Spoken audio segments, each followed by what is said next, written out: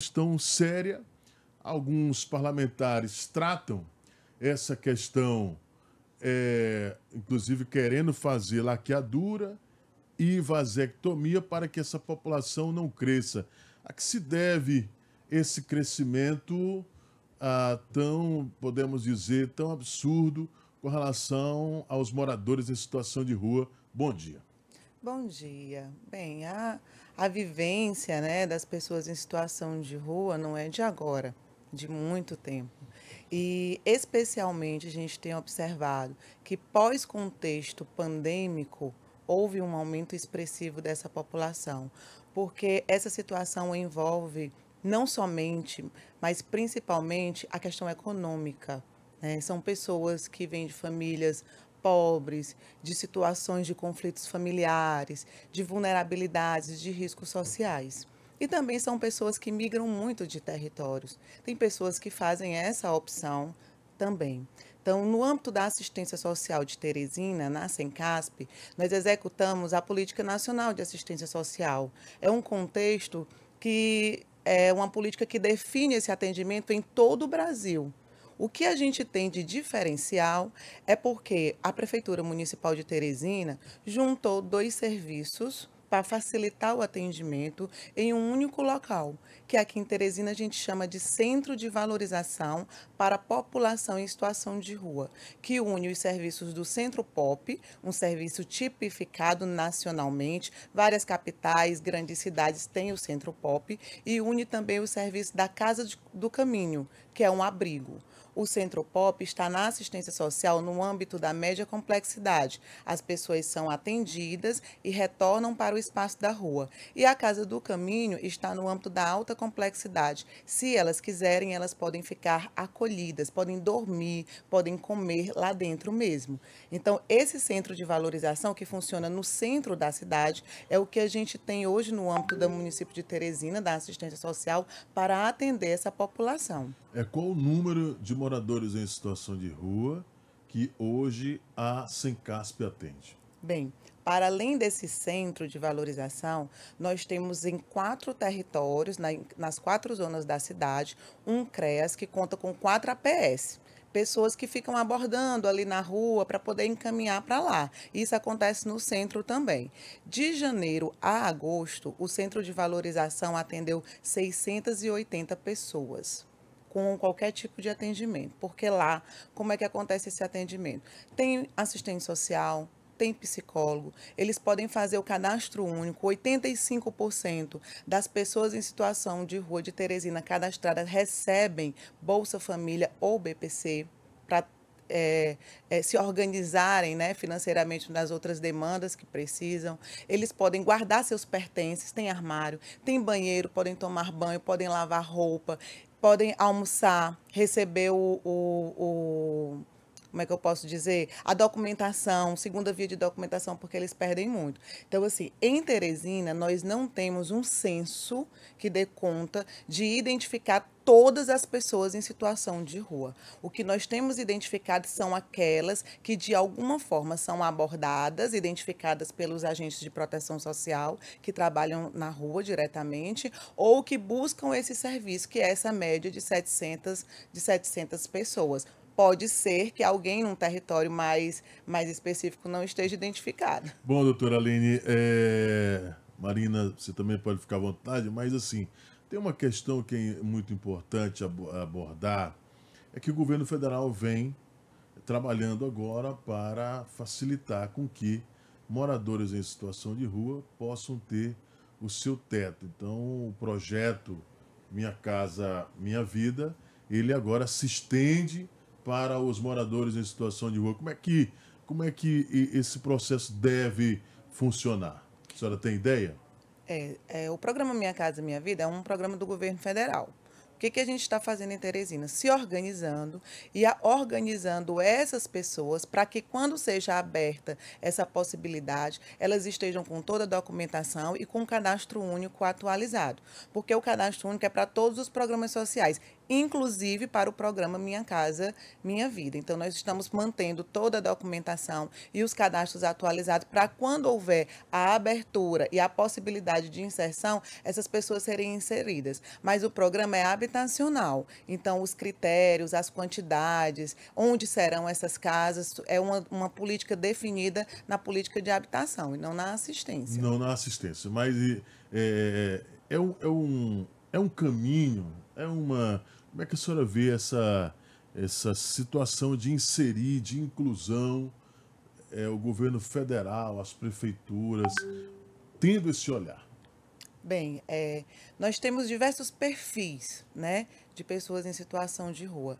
Tem aquelas que estão no espaço da rua por situações, eu posso dizer assim, por sua escolha, porque nós ofertamos o abrigo. Algumas delas não querem o abrigo. E tem outras que já estão lá no abrigo há muito tempo, que eu acho que seria esse o público que já está mais adepto a morar num local com uma rotina de alimentação, uma rotina habitacional que poderia ser priorizado no momento dessa política.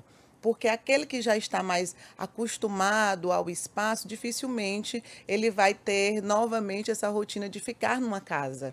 Né? Eles migram muito, eles viajam muito, um dia está numa cidade, um dia está na outra. Então, eu acredito que, se priorizar, se for dado prioridade para esses que já estão acolhidos há um certo tempo, tem mais possibilidade de ter sucesso na garantia da moradia. Bom, nós temos dois restaurantes, um do governo do estado, né, que é o restaurante popular, né, o restaurante Betinho, o restaurante popular, e temos um outro da prefeitura que funciona lá no Mercado Central, onde comida balanceada, nutricionista, um negócio bem organizado, que custa R$2. A população em situação de rua não paga.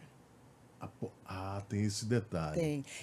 A população em situação de rua, que é atendida no Centro Pop, logo ali pertinho, em frente à Casa do Estudante, né? No Centro de Valorização, faz um cadastro e é encaminhada ao restaurante popular e almoça gratuitamente. Ela apresenta alguma carteira, alguma... Não, a equipe do Centro Pop encaminha a lista com os nomes, a identificação para o restaurante popular, e chegando lá ele recebe a alimentação. Tanto o restaurante popular do governo do estado como da prefeitura? Não, nesse caso só o da prefeitura. Só o da prefeitura, que funciona lá no Mercado Central. Isso. Então, todos os esforços a Sencasp vem fazendo para ter esse controle, doutora? Todos os esforços, né? As equipes atuam nos territórios, como eu falei, no centro também, na identificação. Nós temos uma equipe noturna, né, que também somos muito acionados pelos restaurantes, por causa do trabalho infantil. Porque a mendicância em si, ela não é crime no Brasil. O que é crime é levar as crianças e fazer essas crianças de vitrine. Então, a gente recebe muitas denúncias de famílias de venezuelanos, por exemplo, ou de famílias que levam crianças para a situação de trabalho infantil. Temos uma equipe também que funciona à noite, especificamente para atender essas situações. À noite, onde tem o maior número de incidências? Isso. À noite, nesse caso dos restaurantes, né? Mas durante o dia também é muito alto o índice de mendicância com exploração de crianças, principalmente de famílias venezuelanas. Marina! A gente percebe, como você já até havia dito, com a pandemia aumentou muito o desemprego, né? Em todos os lugares aumentou o desemprego, e o que leva também a pessoa a não conseguir pagar um aluguel, né? É muito complicado. Existe algum projeto profissionalizante para essas pessoas, né? Que coloquem elas nesse mercado de trabalho, que ajudem elas dessa maneira, nesse lado do desemprego? Bom, lá no Centro de Valorização existe uma equipe e tem uma sala propícia para esse tipo de capacitação. Mas quando a gente trabalha na política de assistência com um público tão cheio de especificidades, nós só podemos ofertar quando a gente tem essa demanda. Então, a equipe cotidianamente fica perguntando, questionando quais são os interesses dessa população. Já tiveram alguns cursos em parceria com a Fundação Walfer Reis, por exemplo, de corte de cabelo, de manicure, mas a gente não consegue perceber uma profissionalização, uma liberdade, uma autonomia a ponto de saírem do acolhimento, sabe? Eles conseguem, até fazem o curso, mas não tem assim essa saída. Continuam lá. Agora, tem um detalhe que você chamou bastante atenção, Marina. Isso é muito importante.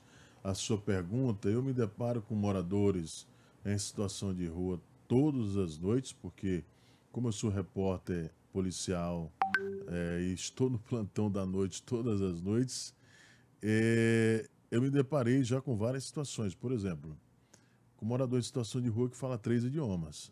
Essas pessoas, o que vocês chegaram a encontrar de pessoas diante dos perfis de moradores em situação de rua? Eu já me encontrei com músicos, pessoas que tocam 3, 4 instrumentos, já me deparei com professores de história, já me deparei com com morador em situação de rua que fala 3 idiomas. Como é que vocês da Sincasp lidam com isso, doutora? Bom, o atendimento e a abordagem é para todos, mas a política ela não é compulsória. Nós não podemos obrigar a nenhuma pessoa a ter acesso àquele serviço que ela não queira. Então, assim, a gente faz a abordagem, os APS vão tentando essa aproximação, vão tentando o vínculo. Muitas vezes essas pessoas aceitam algum tipo de atendimento com assistente social ou com psicólogo, algum encaminhamento para documentação, mas elas têm essa característica mais liberta. E assim, viver no espaço da rua não é um crime no Brasil. Nós recebemos muitas denúncias também de, tira essa pessoa daqui, né? É uma situação que incomoda a sociedade. Mas no âmbito da assistência social, a política não funciona assim. É ofertado o serviço. Agora, se essa pessoa em situação de rua estiver cometendo algum ato ilícito ou algum crime, aí a política que deve ser acionada é a política de segurança pública. Mas nós não temos assim essa atitude compulsória de retirar, de recolher. Os técnicos até há uma linguagem mais técnica que fala que é uma política higienista. Então, assim, hoje a assistência social trabalha no âmbito da abordagem. E aí, como você falou, as pessoas têm essa liberdade. Nem sempre elas aceitam aos serviços que são propostos. Bom, temos que separar, porque muitas vezes a gente coloca no mesmo saco todo mundo.